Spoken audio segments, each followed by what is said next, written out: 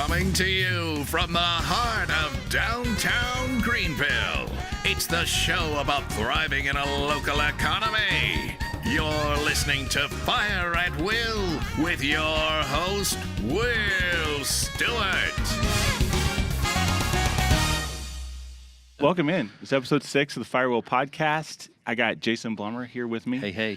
Jason is a CPA, but not just any CPA. A CPA on steroids. Right. I guess. You're like the Lance Armstrong of CPAs. Yeah, maybe. It's just That's terrible, cool. I guess. I like that. You know, with the, but we'll be getting into that. Yeah. This show is a lot about helping small business owners, helping them grow and learn how to market themselves. A lot of people are experts in how to create whatever it is they can do. Yeah. But maybe they're not as good at marketing. Yeah. So you're the first service provider type person. I mean, I know you're also an entrepreneur. You have like 1,000 gigs. Yeah.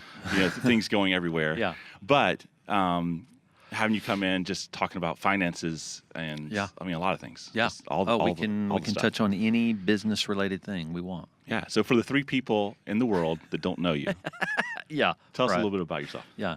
So I'm a CPA, have been in public accounting for 20 years. And public accounting is where you're in business to serve the public, basically, as opposed to private accounting, which is you're an accountant for a private company. So we're guns for hire, basically. Yeah. And our firm is a virtual firm. It's a virtual CPA firm. My partner Julie and I lead that virtually. And we have a team of about 12. We're gonna, maybe add more, in the next few months.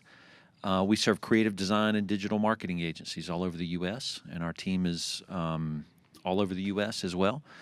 And then Julie and I we also are partners in a consultancy called Thriveal. And everybody pronounces it wrong, but it's, if you see how they say it, Thriveal? They say Thriveal, which has got an E in it, but the URL was available with the E. You got to do what you got to do. You got to do what you got to do. It was back in the .com, .net, That's and right. .org days, That's right. I got the .com, baby. Yeah. So Thriveal.com is a consultancy to help CPA firms know how to run their businesses better. Yeah. And so we have events, coaching, community, things like that, all kinds of groups that we teach, professional education, all entrepreneurial education for firm owners. That's awesome. In Thriveal. So what got you into CPA? Did you just wake up one day and say, I have to be a CPA? Yeah.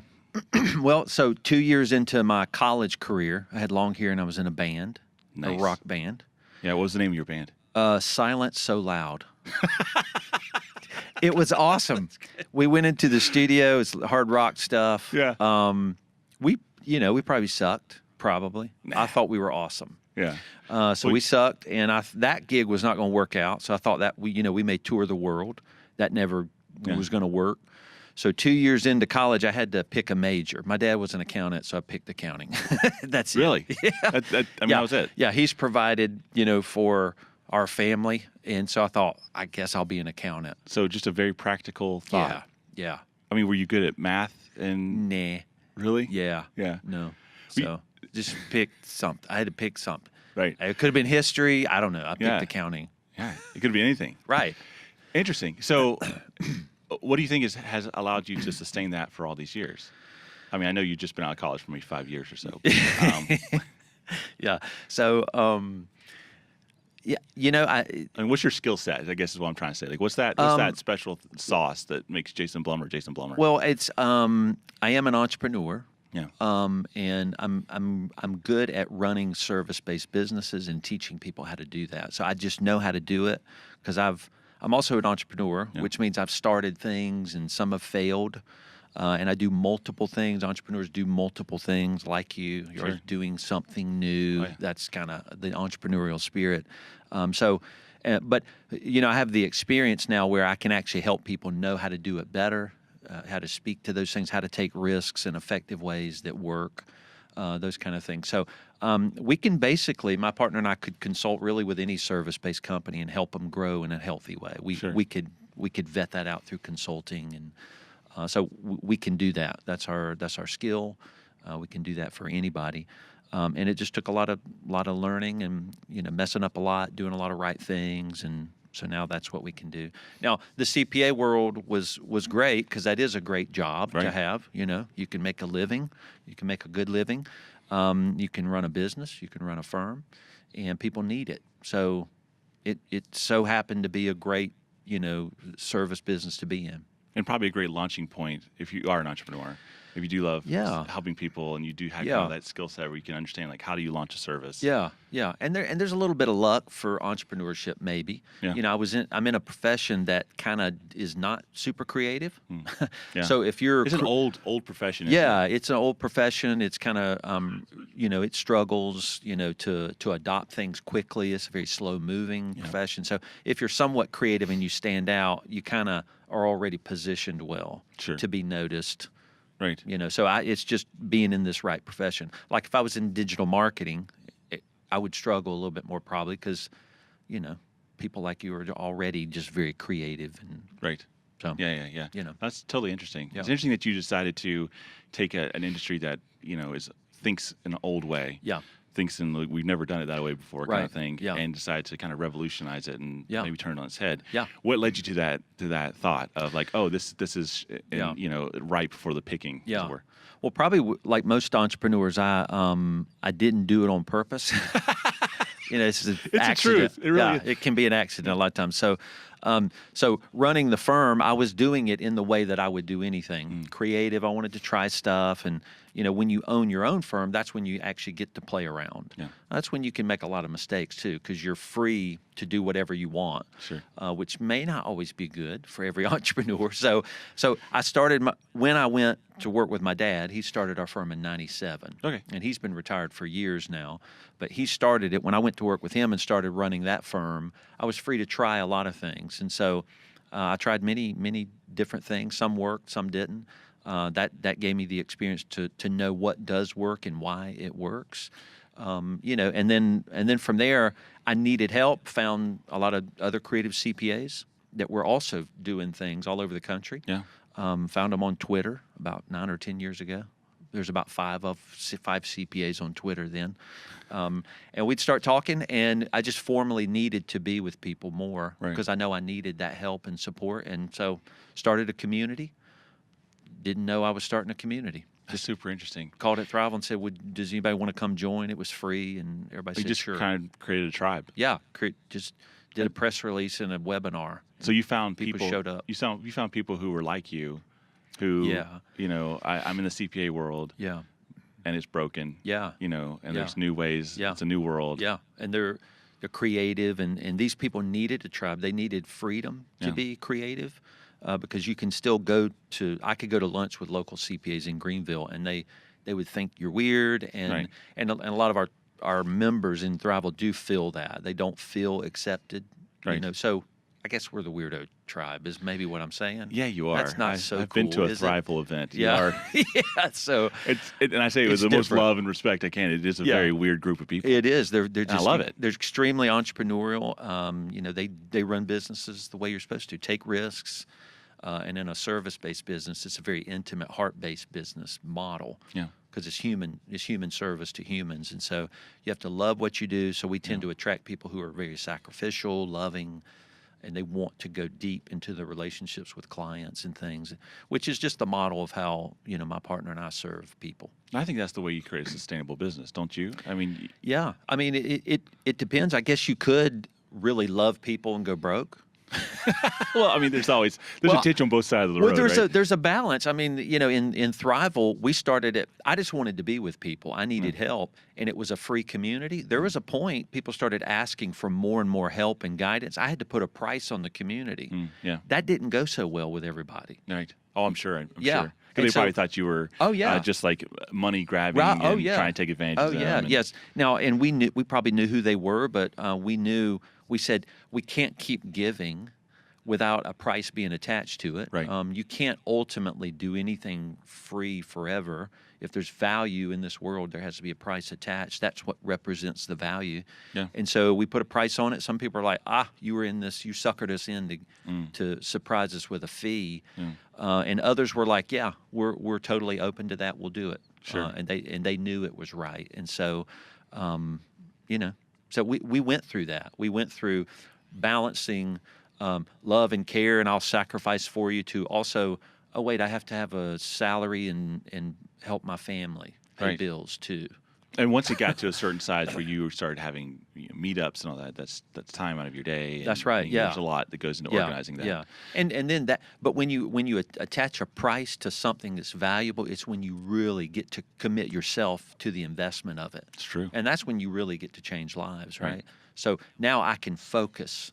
My partner, I can focus on Thriveal. Yeah. We can leverage it to change people's lives. That. And people running businesses, it's a fearful thing. It's hard to do. It's confusing. Yeah. It can be very complex. And so people need people. And so we tell people in Thriveal, you should never be running a firm alone.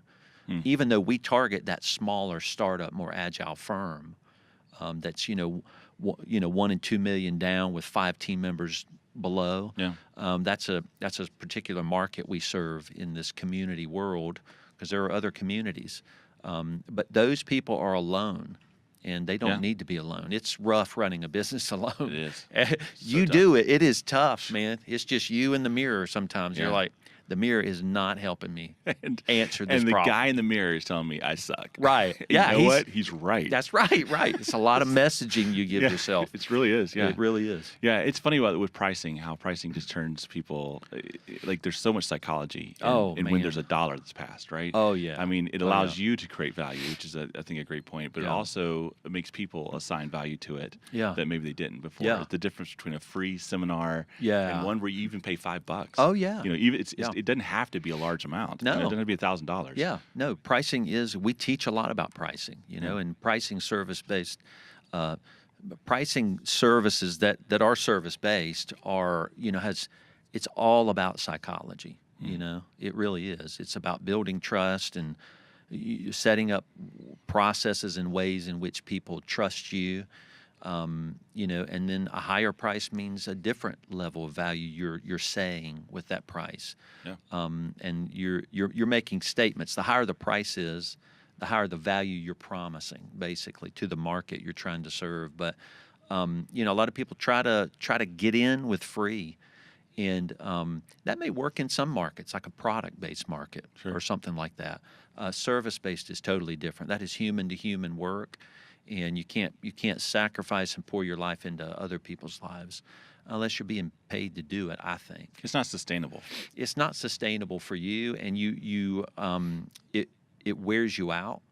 You're giving your heart to something that you're kind of not making money. You just give up eventually. Yeah, and I found it trains. Not to interrupt you. I found it trains your clients and to value your services a certain way. That's right. Oh, yeah. Definitely. And then, in a service-based business, that creates a whole lot of things. So now, if you have a lot of people that come in a low price, you're building a legacy-based model where now you have a whole legacy client base, and they expect service in one way with a low price. And then you want to start growing, and then now you're creating a whole new group of clients that are new, that are maybe paying you more.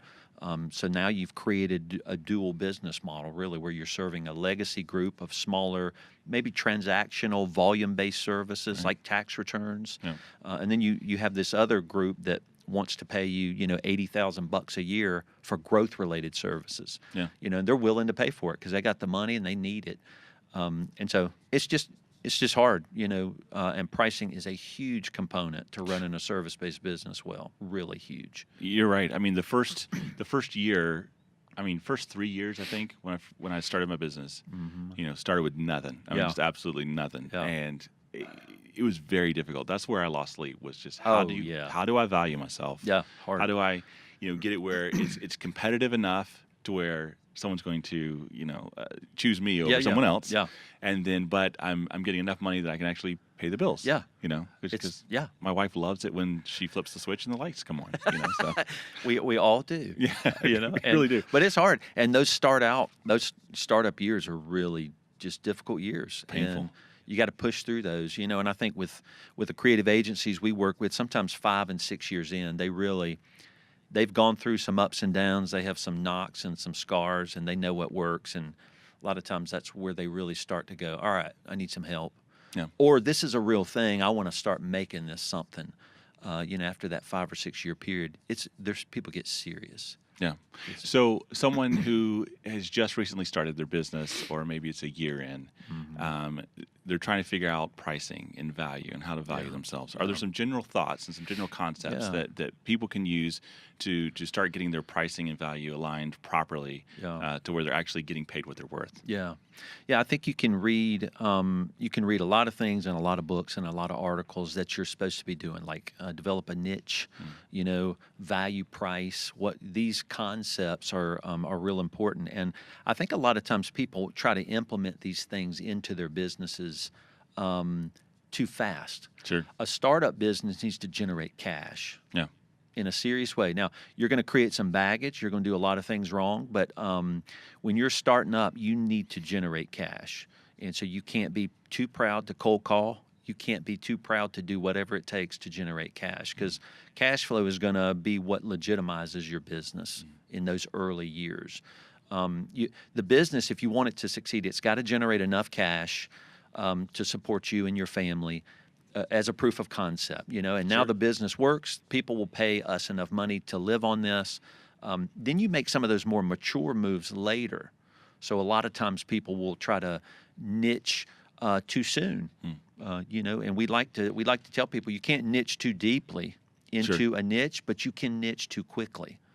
Interesting. And so what that means is there is untold levels of depth in any niche that you can fall into. You can go deeper and deeper into any niche, but that's a mature move that you make over years, but you can do it too quickly. Like you can say, for example, you really don't have a business, nobody knows you, and you can niche.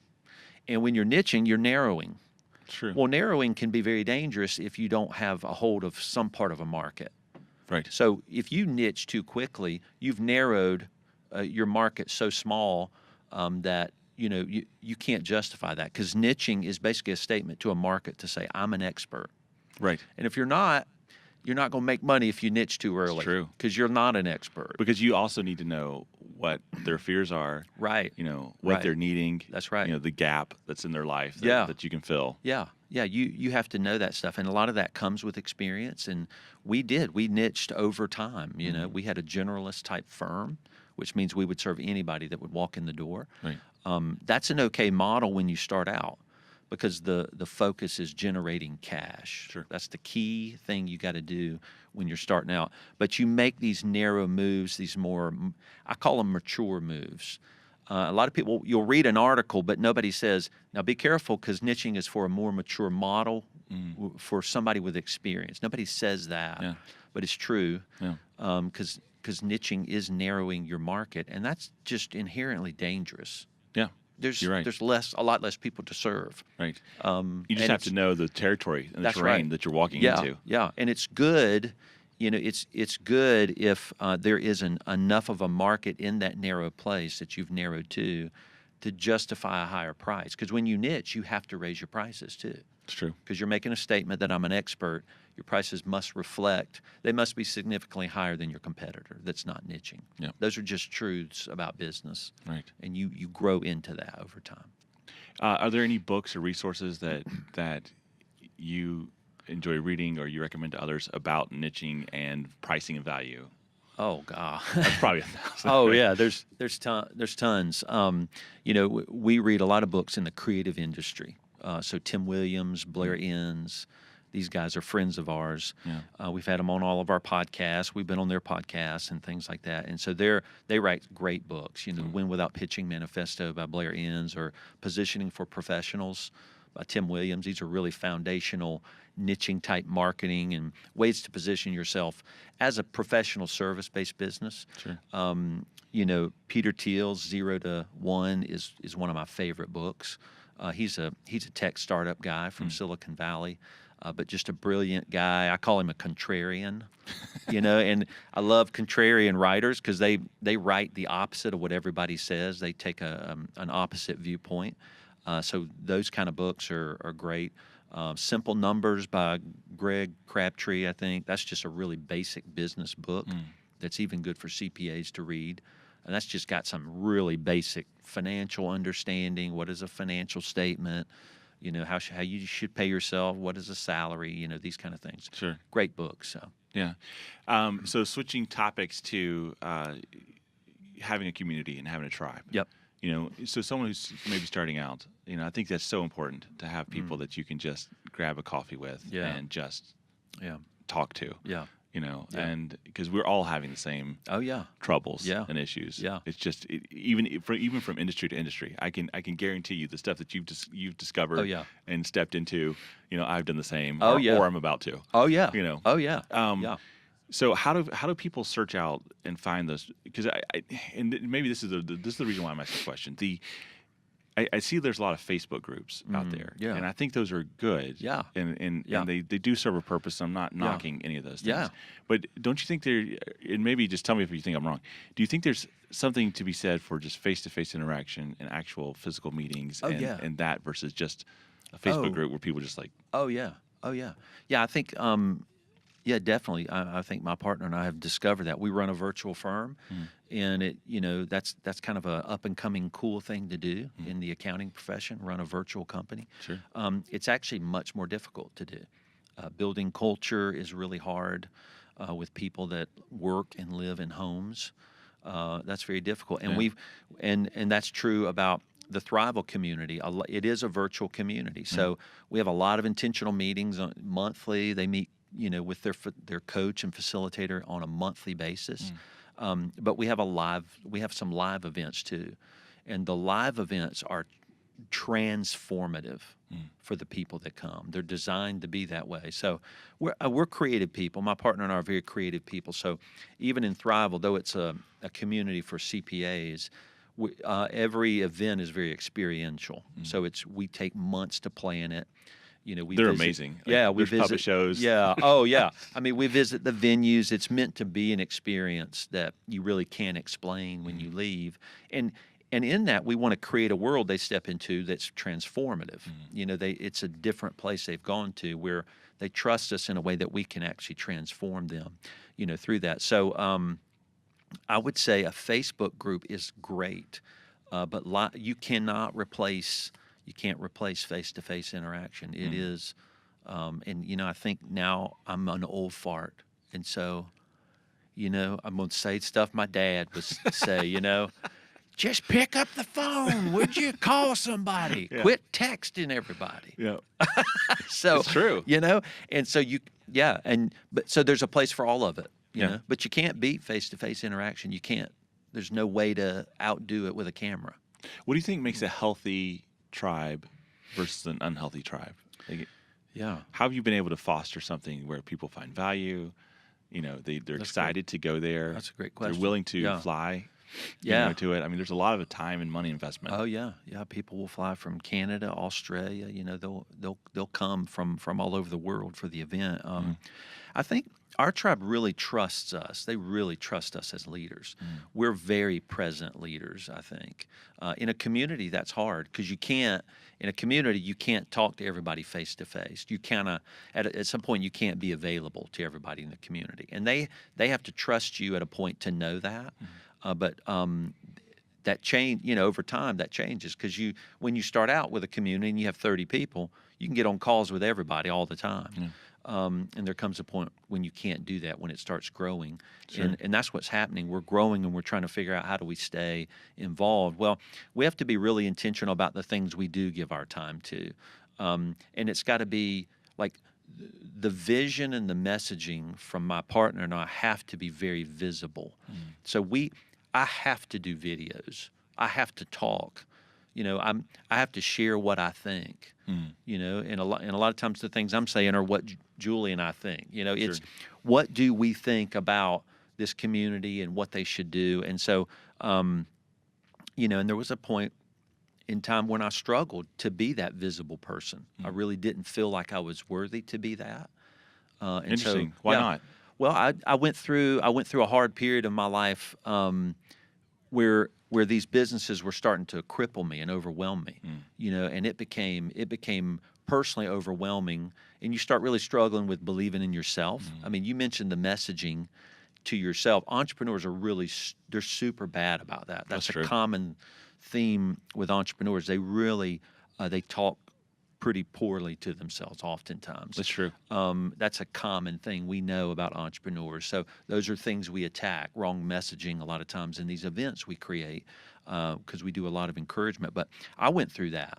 I went through that, and I was overwhelmed and crushed. And so I started stepping back from the community and wanted to not be the leader. When I'm the only guy that should be. I'm the only guy that can be the leader of Thriveal. Yeah. I mean, I started it. Yeah. And our community, they know we love them, and we do, because we sacrifice our lives for them, to care for them. But yeah, I just had wrong messaging in my head, feed myself lies, and it's just really common. So you have to combat lies, and people around you who you surround yourself with help you combat those lies.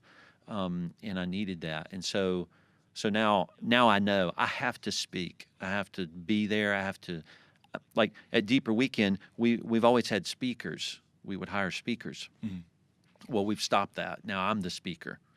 Interesting. Yeah. Okay. I'm the only guy that's going to speak. Now our facilitator and coach, he'll help do some workshop related things that we do too. But I'm going to be the speaker, because these are my people. Sure. I love them. Mm-hmm. I want to be with them. I want to teach them. And you know what? They want me to. And you probably also know what they need too. I do. Where their struggles are, where they're at. Yeah, I do. Well, I mean, I stand in front of them, or they'll do a question and answer session with me and Julie at the end of a conference, and they know we run a firm. So we're not just like writing stuff. We just fired somebody Monday, and the conference is Wednesday. Hey, Right. we feel like crap. Yeah. Welcome to Deeper Weekend. I'm glad you made it. But they're like, yeah, I feel like crap too. I just fired somebody before I came. Yeah. I'm like, me too. We're here. So. In our industry right now, like in my industry, in video production, mm-hmm. there are so many people who set themselves up as experts in their field, who are just for $9.99.99. Oh yeah. You download this PDF, this ebook, watch this workshop video. I know what you're talking about. You see all those. There's a whole sales funnel thing. Oh yeah, sales funnel thing. It's man. like here I am with a skinny girl in a pool, and let me get out of the pool and go walk up to my Ferrari while I'm talking to you. Yeah, just lots of fronting, just lots of real estate's big into that stuff too. Yeah, they really are. What's the difference between those guys and a genuine leader? Yeah. How do you break through that? Because I've even seen people that I think are their intentions are good. Yeah. And they're good people. Yeah. But they try to lead when no one's looking for a follower, or or they're trying to create something, and that there's some kind of monetization somewhere down there. Is it just because they're not the kind of person for it? I mean, does it come down just to a personality thing? Yeah. Well, I think anybody can be a leader. So there's not a personality. This is a great leader. This is a bad leader. So, I think sometimes it's a fact. If you run a business, you're a leader. That's true. You're the leader. Yeah. You may not feel like a leader, and you may make wrong decisions. You are a leader. So just understanding what you are is one thing. I think maybe. I don't know. It's hard to sort through that fronting that people do, but I think leaders are very sacrificial. They're very consistent. They're long term. So those are leaders. It's people who have been there a long time. They show up day after day after day after day, and they trudge through things. We do that. There are things we don't want to do that we have to do, but. We've been running. I've been running firms for 15 years. So, when I stand in front of people and talk about running a firm, I know what the heck I'm talking about, right. And you are going to listen to me. But you know what? Just saying that is something I couldn't have said maybe 5 years ago. Yeah. I would shy away and go, I made mistakes. What do I know? Yeah. But I do know, and so. And Seth Godin talks about that. He talks about doing the work and making a ruckus. Yeah. And sometimes the best thing you can do is just show up.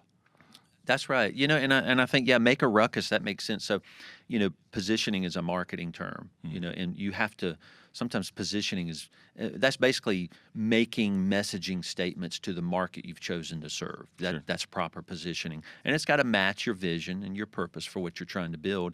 But that position often needs to be very polarizing. I think good leaders recognize their faults. But they're not scared to say the things that they believe. I think leaders have to say things they think are true, and that means leaders are going to not be liked by some people, and they're going to be liked by other people. Sure. So if you find a leader where people love them and hate them, I would want to gravitate towards that leader and find out what truth do they believe is true, that they're willing to stake their reputation on, to say publicly and out loud, to the point that people would hate them. Yeah.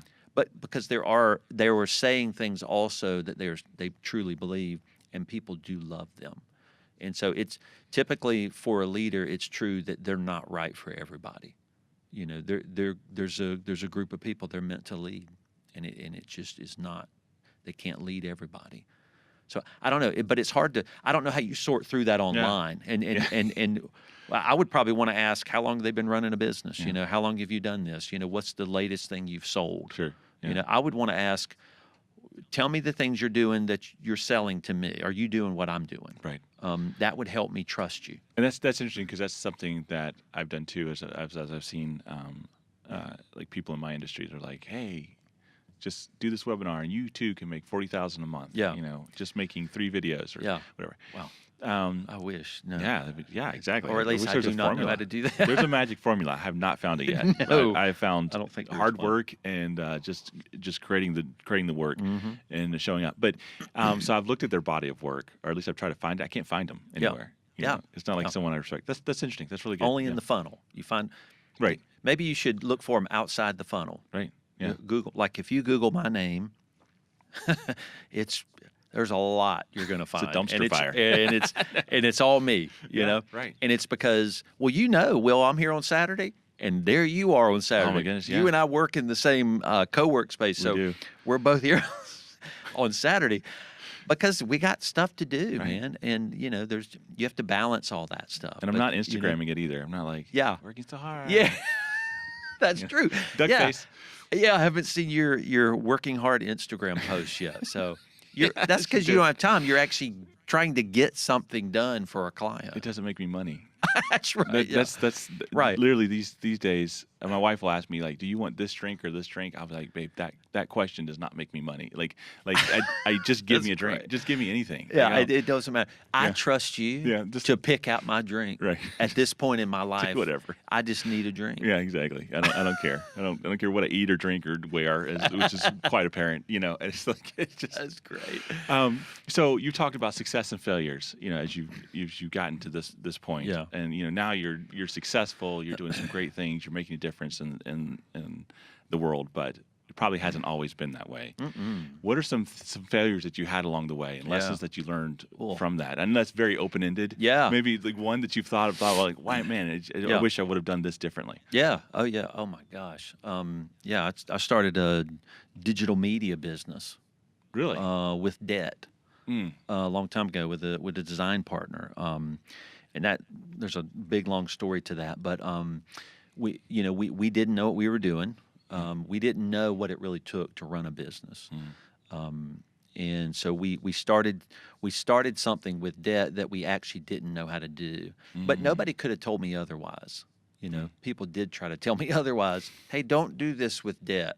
No, my spreadsheet says I'm going to be making $1 million in a couple years. The spreadsheet prediction. You could stick anything in a spreadsheet. It's true. Just add a zero. Yeah, just add some zeros, and you're like, this is going to work. Right. But we didn't know what we were doing. We didn't know what a business took, and so we took a huge risk using debt. And I'm not saying people shouldn't use debt. It can be dangerous, right? Because you're borrowing from the future.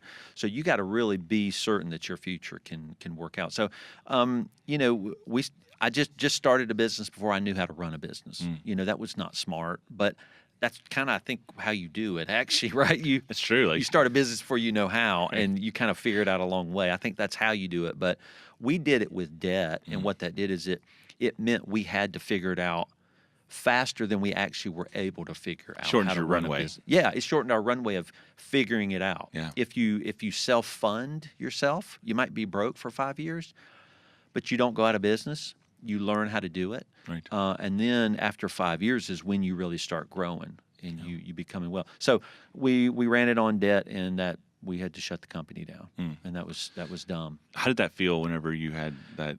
Yeah, Did you feel like a failure? Or were you like, Yeah. well, this didn't work, and I'm going to go do something else? Like, Well, yeah, you feel like a failure. I wasn't a failure. no, I made some wrong decisions. That doesn't make me a failure. Not at all. And that's true for anybody watching or listening. You're not a failure because you make mistakes.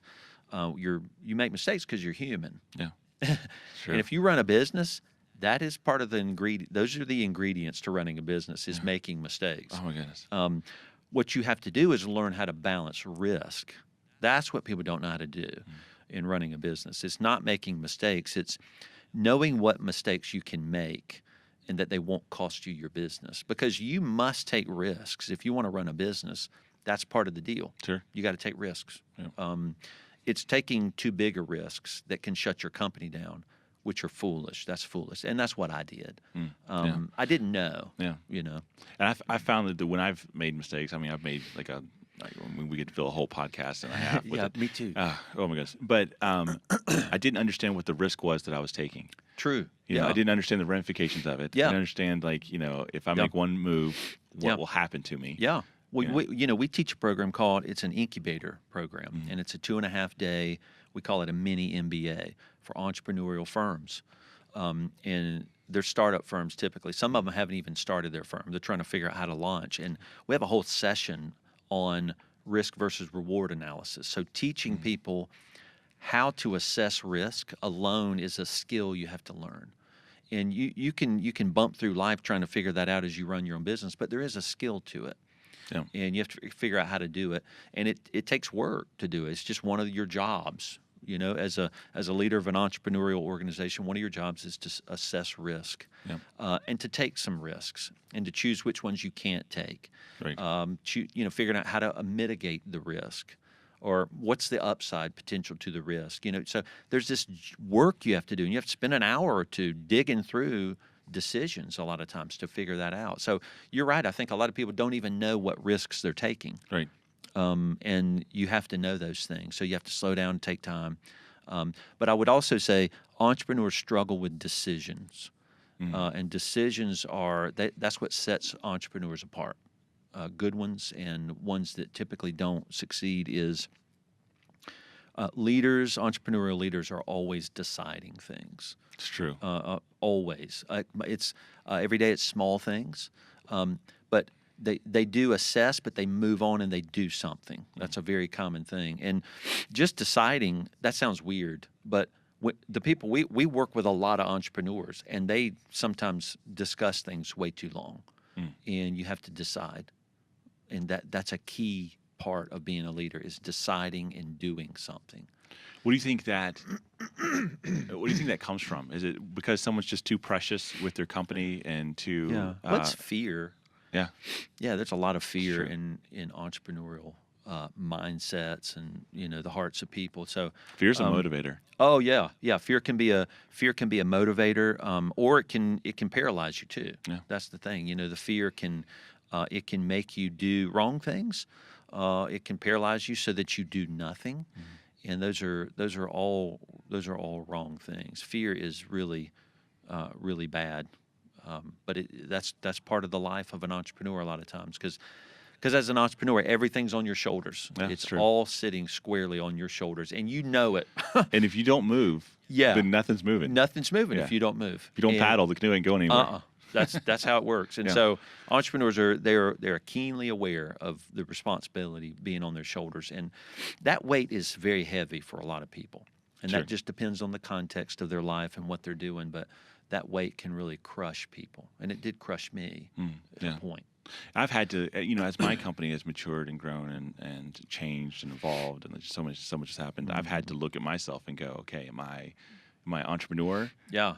Am I a CEO? Right. You know? Yeah. Am I a guy that's just a freelancer? Right. Yeah. You know? Like where do I want to be? Do I want to build a video production empire? Right. Or do I just be one guy with a camera, running around? Or do I want to be some kind of hybrid between the two? Yeah. No, that's big. Well, I mean, yeah. God, that's all messaging. You know, and we do a lot of business coaching with agency owners and firm owners, and a lot of that messaging is common. You know, even we'll challenge them on the title. What's your title? I'm a freelancer. Are you? Why aren't you the CEO? Tell me you're the CEO. And they're like, no, I don't feel like the CEO. I didn't ask you to say something you feel like. Tell me what you are. Are you the CEO? So we'll battle a role title. Wow. In coaching, and these are people with multiple people under them. Oh yeah, they'll have 10-member teams. They're like, I only put owner. Why don't you put CEO? Well, I don't feel like CEO. Well, and so just battling the title, it's not about a title, right? Yeah. We're trying to get to the heart of that individual and the messaging about themselves. Yeah. But you have to say it, Yeah. And I am the CEO. I'm the CEO of 2 companies. And you know what? That comes with a lot of responsibility. Sure. And it means I get to do a lot of things that I love to do, but there's a lot of things I don't get to do.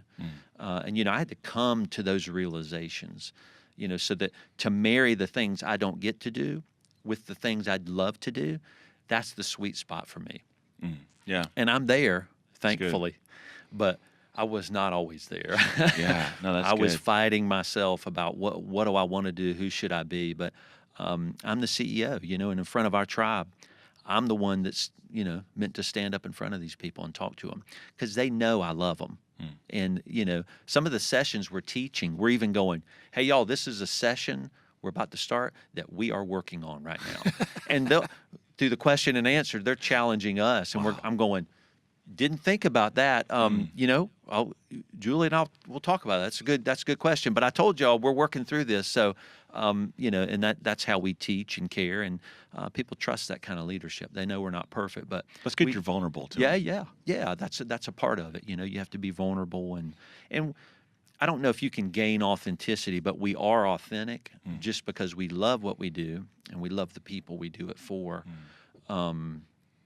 So I think that shows. I don't think you can, and maybe that's the difference in those sales funnel videos. There's no authenticity to it, right? And you can't just say, I'm going to trick people into thinking I'm authentic. You can't do that. Authenticity is not something you go try to do. You just are, and everybody knows you are. It's a thing you're known as. It's not a thing you can market. That's good. That's how it feels. Like you can't market. You can't describe yourself as authentic. Right. It has to be described by a third right. party. Somebody else calls you authentic. You don't call yourself authentic. And you don't make a video to say, hi, I'm the CEO of Blumer CPAs, and I'm an authentic CPA. It's just something they're going to find out is true or not. Really good. Yeah. Yeah, no, that's absolutely right. And going back to what you were talking about, when the first time you started asking money for in exchange for this growing tribe that you're building, if your goal was to, as some people probably accused you of, to sucker these people in, get a sales funnel, which I mean, good kudos for a long term, very subtle goal, to do that. Yeah. But when if that's your goal, if your goal is just to make money, then I think a lot of times, I feel like that's where a lot of businesses go wrong, when they're just saying, we're trying to get money.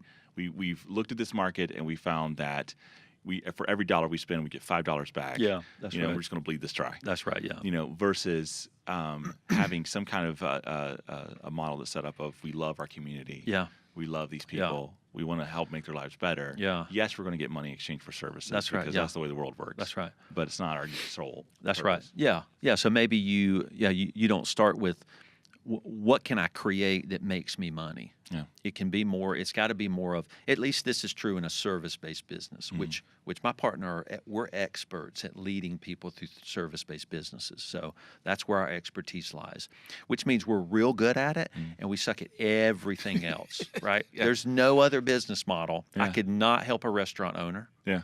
Or a manufacturing company. Yeah. I would run those businesses in the ground with you. But that's what happens. Yeah. You become an expert at really narrow things as you grow, and there's a lot of cutting away of knowledge you need to start dropping, in your life. As you move from a generalist to an expert, you have to stop learning and stop knowing a lot of things so that you can devote time to the thing you know. And if you become that, I think that's how you approach people. You say, this is the thing I know, and I want to sell this to you because it helps you. It is a good thing. Now, you have to pay me too. So the money is almost a secondary thing. But prices are important in our economic society because prices are the things that denote value. True. So I have to do the work of putting a price on the thing I'm selling because that allows you, the human, to place value on and invest in me. Invest in the service. Because if we're doing coaching and we're doing ongoing coaching every month, you got to show up for those coaching sessions. You got to trust me. We're going to say hard things. You got to do the homework we come up with. You got to let me hold you accountable. And if you're paying, you're going to show up to those sessions and do that work. Yeah. And you know what? If people don't want to pay, they're not your client. It's true. It's pretty basic, Yeah. I mean, that's obvious, right? Because you're not going to serve them for free. They're not going to pay you. So, I used to think that okay. anybody that had a checkbook was my client. Yeah. And then I realized it was anybody that had a checkbook and a check that would clear. That's a important. good one. Yeah. That's a good one. Yeah. And then I decided it was even much more than that. Yeah. It was people whose values aligned with mine. That's right. And, that's even less work for me when I find a client that, believes in what I believe in. Yeah. So we're not having this whole That's right. discussion, and That's there's right. no there's less onboarding that has to happen. That's right. Yeah. And there's a lot of shorthand. Right. Yeah. They're ready. Yeah. And they've picked you, and they're like, Will, tell me what do I do next? Yeah. I forget the exact statistic, but there's a vast majority of businesses, small businesses that close the doors after 4 or 5 years. Yeah. Once they just don't make it. Yeah. In your experience, with just the few minutes we have left, what do you think is the reason for that? Where's from, at least from a financial and values? Yeah. Like, where do you see just common mistakes that people are making? Yeah. And what are some things they can do to mitigate that? Yeah, I think if you do make it to the 5-year mark, you've got a good proof of concept of something that works. Even if you've struggled that whole time, if you've made it without debt, then your revenue has supported your company. So that's a kudos if you've done that. It probably means you can expand it in some way to be something more than it is now. Probably it's just really dumb mistakes, I think. In those first 5 years, you're learning and you're growing. You're trying to figure out a lot of things. And so you're really doing a lot of unwise things probably. You've taken, probably in that, most people have taken a risk without any kind of footing or foundation to support that risk, and it's just put them out of business. Yeah. It could be that. I think they've tried to bite off more than they can chew. Like, I'm going to go take over the world in the first 5 years, when really you need to get 5 clients. Sure. Keep them, renew a contract with them or whatever, and try to get 5 more the next year. So I think growth is a very methodical move that you make. Later, when you're more mature, you can make some big moves. You can make some big statements. You can put big prices on things. That comes later. Yeah. It doesn't typically come in the first 5 years for everybody. So probably they've just really made some bad mistakes, and they've overlooked that it takes a lot of work daily to just do the work you're doing for those 5 clients. Yeah. Serve those 5 people that have agreed to pay you. And stop being, entrepreneurs can be very distracted people. Very much. As you know. Yeah. Right? Because you always have an idea. Right. You're like, why not? Right. And you own the business. So let's do all of them. Right. And that's really bad. Yeah. So in that first 5 years, you need to stay focused. You need to really have proof of concepts of what you sell produces money. And you need to service and, because you got to deliver the stuff you sell, right? Yeah. You got to show up and then do the great work and blow their minds with what you've done. So I think people are just biting off more than they can chew. They've taken risks they shouldn't. Probably those first 5 years, if they get into debt, that's pretty dangerous, I would say. Really not that debt's always bad, but you want a business that can support a debt payment. And in the first 5 years, that may or may not be true. So you got to be careful. Yeah, it's hard when you're starting a business to be patient. It is, man. That's the difficult thing. Maybe you need patience in those first 5 years. That's what I needed. I think the two times that, or not 2 times, but the 2 things that led me to making mistakes in my business where I wasn't patient or I was afraid. Oh yeah. So I had like, and usually it was a fear that was like someone else is going to be at this thing before I am. Oh yeah. Like I have this idea. Oh yeah. They're and if I can just throw a lot of money at it, right? Yeah. And with a poorly conceived plan, yeah, that's right. Just charge the gates. That's right. Surely it'll work. Yeah. And that's a great setup for failure. Really, spend a lot of money on something, charge the gates. Nobody knows that it's valuable, right? Yeah. And you go tell everybody, and they're like, no. And you bounce off the gates. Yeah, you bounce off. Bam, you bounce off the gates, and so that can lead to failure. So I would say don't take as big a risk in that first 5 years. Really be pretty methodical with your growth. You do have to take some risks, but make sure you can pull off the service you're providing. Stick with those clients, serve them well. You'll get to make those bigger moves later. You will. And there's a lot that can be done with just the meat and taters stuff. Oh, yeah. Just the cold calling or just telling everybody, hey, this is what I do. Oh, yeah. Well, what supports our businesses, both of our firm and Thriveal, are the monthly methodical things that we do. I'm here talking to you about growth and coaching. That's a small percentage of what we do, because it's such a high level value. Few will buy that. But everybody, all of our clients, obviously, are buying accounting, taxes, and payroll for an agency. All of them. Yep. And our team does that work, and they're awesome. But that's what supports our firm. It's that methodical, day in, day out thing that really is what supports us. The big fancy cool stuff is just it's not the things that typically support ongoing business needs and operations. Yeah. So yeah. I mean, there's a lot of value you've dropped today, and I appreciate you swinging by. Thank you for having me. Yeah. So for the people who want to learn more about you, where should they find you? You can Google Jason Blumer, and you'll find a lot of videos. Yeah. Probably for Blumer CPAs and Thriveal CPAs, we have Twitter, Facebook, Instagram, and LinkedIn on all those. You can go to jasonblumer.com, and that's just a splash page of the things I'm involved in and the things I do. And Jason has videos that he posts. I don't know how often you post them. They pop on my Facebook all the time. Yeah, so I do 2 to 4 videos a week. It's amazing. Yeah, and so that's the free content we put out, just to help people. And so we put a great place is to find all those on my LinkedIn profile, Jason Blumer. Yeah. And we put all the videos there. We put them on Facebook too. But for business, LinkedIn's becoming a great place for those things. So, are you finding value in LinkedIn? Yeah, that's we do a lot of messaging with people that want to contact us that because you may not be able to find my email necessarily anywhere online.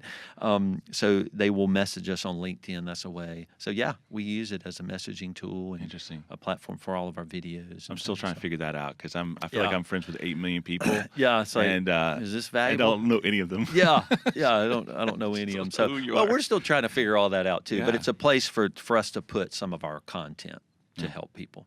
Yeah, that's awesome. Yeah. Well, definitely check out Jason's stuff, and I really appreciate you taking the time. It's been fun getting to know you all these years, and I've been looking forward to having you on the podcast. Yeah. I'm glad it finally happened. Yeah. Thanks for everybody. Sure. Yeah, absolutely. For everybody who has watched the live show on Facebook, thank you so much. Really appreciate you doing that. If you're a podcast listener, be sure to like and subscribe. And if you're someone who's on the podcast, come on Facebook and we got the live. If you want to see Jason's face, we got him plastered here. For those of you who maybe are watching live on Facebook, we also have the podcast. So go run over to the podcast. But thanks again, man. Really appreciate you. Love it. Thanks, Will. Thanks, everybody. All right. Take care. See ya.